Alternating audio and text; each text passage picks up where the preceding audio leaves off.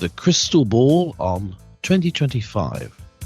Welcome to Mark and Pete, two blokes with half an opinion. Now, here's a thought. Nostradamus made predictions, and he was the man who saw tomorrow. He gave a chronology of dystopian depictions, which have emerged as our daily sorrow.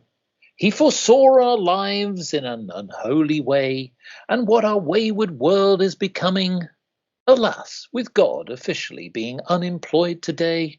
Now, no one saw that coming. Yes, unfortunately, God is no longer needed. Or maybe he is.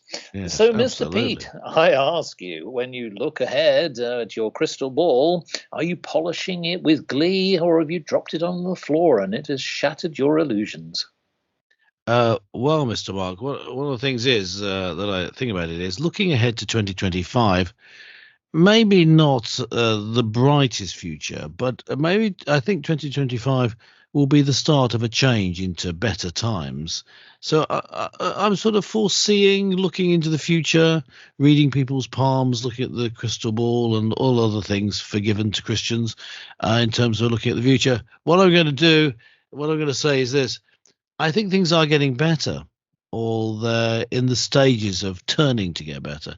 I can see the beginnings of the end of woke. I can see politics gradually turning round like a huge steamship on a river about to fall over the waterfall. I can see gradually turning away from danger, hopefully in time, away from being woke and being so ridiculously anti-racist that you let in people who are very racist into your country in their thousands and hundreds of thousands. So I can see these changes beginning to take place in 2025. So I'm hopeful. Well, it sounds like you're a little bit more optimistic than pessimistic. Yes. Well, Yes. let's have a look at Unusual. the different things that sort of shape our society. Because let's be honest, when we look at 2024, it was a bit of a turbulent year. So maybe 2025 will give a bit of optimism. Let's start with politics. Well, we saw an election. And yes, we have a new party, a new Labour Party running government, and I'm sure that we're all delighted with their progress to date. But looking forward, Mr. Pete, do you think that maybe there's a little bit of an undercurrent, a Nigel Farage on the horizon? Do you think that he will prosper further and possibly start to build up Reform UK to be a powerhouse in politics? I do think that. I think there's a momentum this time that there wasn't back in 2016 when we had the Brexit referendum. That was like a presage to the Trump win, and that sort of didn't. They both sort of started but didn't really go anywhere. Trump didn't expect to win, and so he wasn't really prepared for government. And Brexit, well, although it was voted through, never really happened in its entirety, and certainly not what you would call a proper Brexit, setting up Britain for the future, rather the opposite. So, but now rather, I see that changing around. Trump's victory is changing the culture, changing the political climate for someone like Nigel Farage. He's the only one available to come to the ascendancy.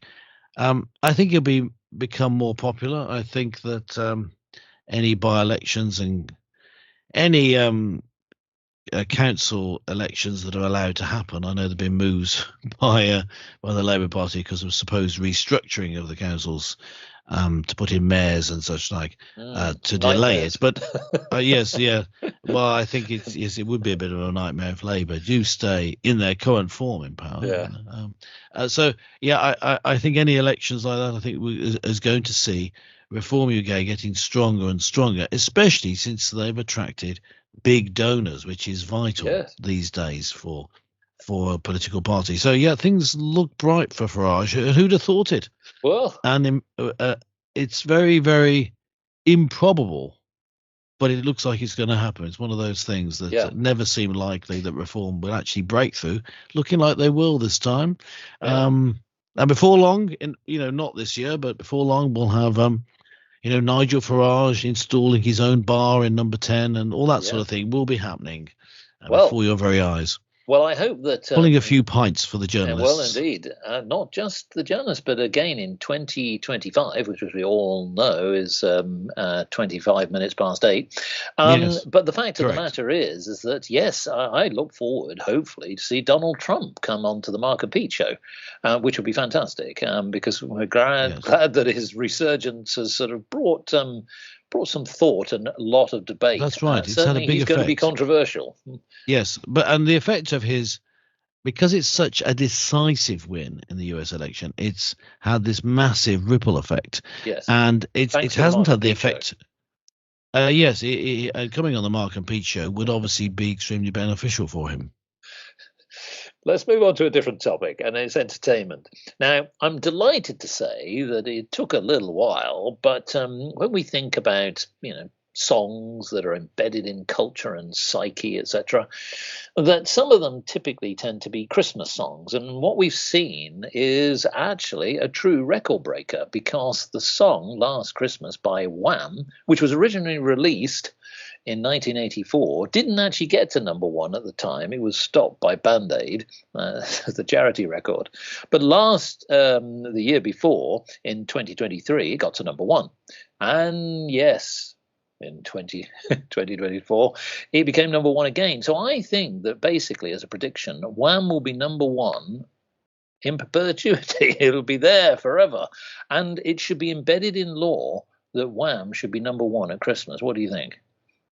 Well, I don't think it needs to be embedded in law. It's just going to happen. It's just going to happen. I see. Yeah. Okay. Well, I think this is the difference between the European style of law and British style, because yes, in Europe you'd have to make it a law, but in Britain we only make laws when they're necessary. We just allow natural law to take place, and it's just part of natural law that WHAM will be inevitably number 1 every Christmas. It will simply happen because it's right that it happens. Yes, and possibly even number 1 every single week, but that's probably pushing it a bit. And I think I think with the development of technology, we'll have George Michael and Andrew Ridgeley performing as holograms on every year. Quite right. Why Excellent. not? Yeah. Well, now here's the other thing. Now I know that you like a good meal. Certainly, yes. Well, almost at any time. But we predict that possibly we might be lacking in the way of certain goods. Farmers have not had a good time, and I think it's going to get worse. Not just for the farmers, but I think it could get worse for the nation. Yes. I'm predicting that there could be a shortage of certain goods and possibly an increase in prices. What do you think? Yeah, I think the way that the farmers have been treated doesn't augur well for our food, for British food being able to supply us. And the thing is, well, we do bring a lot of food in from abroad, but trade routes have become difficult from certain areas, so there are problems there. I mean, viewers abroad may not know this, but certainly in Britain there's a shortage of chocolate. Because cocoa is a short supply. Yes. Now that's of course a disaster, especially at Christmas time. But there's a shortage of cocoa powder, which will then lead to a shortage of chocolate. Now we therefore could have difficulties in obtaining certain foods. I don't see, in all seriousness, and as listeners will be able to tell, we take these predictions very seriously. In all seriousness, I don't think that we won't have any food or there'll be a massive famine. Some foods will be difficult to get. All food will become more expensive is what's going to happen in 2025. But this mistreatment of our farmers, leading to them the local farmers not being able to run their own farms, family businesses losing their farms to people, to big corporations who may well just put solar panels on most of it.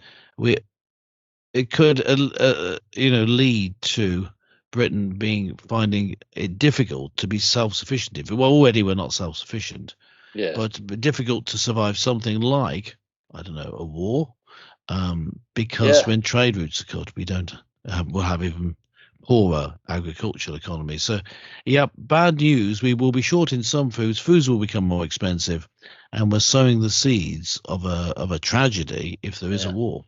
Well, and we might have to start digging for victory again. Yeah. There we go. Well, now, I did allude to the beginning of this around what's happening with religion, and particularly with the Church of England. We've seen that your hero, Justin Welby, has finally decided big fan. to bring, sort of cast aside his cassock and his mitre, and he's rightly resigned. But, of course, the scandals still uncover, don't they? And yet, when you look at the Church of England, there has been a slow decline. So maybe, as a prediction, what can the Church of England turn to? Maybe bingo halls? What's their real purpose? Well, we've seen a lot. If you go on the Church of England website, you'll see you can actually find a section where churches are for sale, and church buildings are for sale. Now, the thing is that these other uses of church buildings, often bingo halls, as you say, the new religion, taking over sometimes mosques, sometimes Hindu temples, sometimes, I guess, community halls or private residences. These the reason the church buildings are being sold off like that or changing use in that way is because the church just isn't filling them. Actually, it has plenty of money in the church commissioners, which is a separate entity, although it's allied to the Church of England. What we will see, I believe, the prediction for 2025 is the Church of England maybe not being purely bingo halls, but certainly struggling to keep alive. There are some churches, some Anglo-Catholic churches in London, which will continue to thrive, and many evangelical, charismatic evangelical churches across the country will continue to grow as they sort of ignore the fact that they're Anglican and go for the evangelical theology behind what they do, and people will be going to them, not even realizing that they're Anglican in some cases. So I can see that happening, causing a greater division, of course, as these often bigger in terms of congregation churches, the evangelical ones and some Anglo-Catholic survive and the rest go to the wall. But I think that's the change. It's going to get worse for the Church of England. In terms of the Roman Catholic Church, though, I see that getting a resurgence, and the Orthodox Church, which is small in Britain, also getting a resurgence, because we're seeing in studies, and I get this from talking to young people, young whippersnappers that I know, that more and more young people, particularly young men, are turning back to religion, back to Christianity. So when they do it, they want a traditional form. They're being, going against the perceived culture of what they're meant to like, and say, no, we want tradition, we want some order, we want meaning in life. So I could see that we will see, I think, an increase in that, but I don't think the Church of England is going to be the beneficiary of it. Well, there you go. I mean, bingo holes are not. It seems like their number might be up, but who cares? Yes. Let's see. Let's move on to something very, very important. The fact of the matter is that when we look at football, England has had a torrid time. I mean, they've got to finals and they just haven't seemed to have pushed to get that nice gleaming trophy. But as a prediction, maybe what the real path is, they'll always get to every final but never win. What do you think? Yes, I think this is where we come to a cast iron prediction. I think this will happen. England will, of course, have talented players. They'll sometimes have a good strategy for the game, and they'll get to that final and then lose on penalties, lose nerve at any rate, and lose the final. It's what England does best, losing with dignity. Winning not so much, but losing with dignity they can do. So I mean, it is the sort of, sadly, that is the sort of thing that we can see continuing. Other things may change. Yes, but maybe not that. That's one constant tradition that we can guarantee. Yes. I think. Well, in summary, I guess that when you look at the year ahead, there is some optimism. I mean, I know that some people think the economy is bad, but the good news is it's going to get worse. Yes. So at least we can be prepared for that. But maybe there is a glimmer of hope.